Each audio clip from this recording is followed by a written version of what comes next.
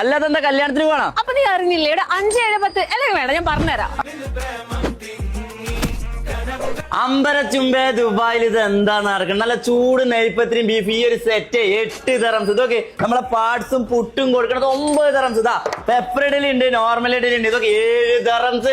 അത്ഭുത ഓഫർ ഇട്ടോ. അതൊക്കെ 12 ആയിട്ടുള്ള മീൽസ്, അത് ഓംപ്ലേറ്റ് അടക്കം unlimited 9 dirhams.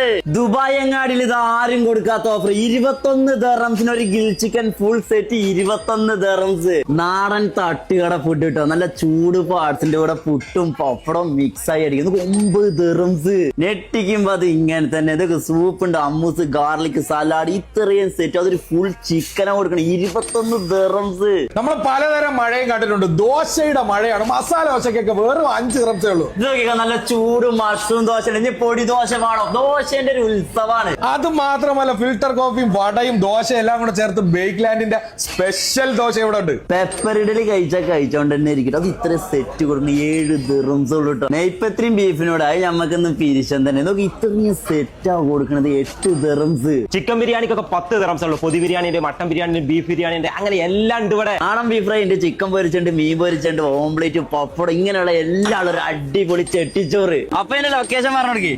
Bake land Al Quoz 3 opposite Talal Hamra super market.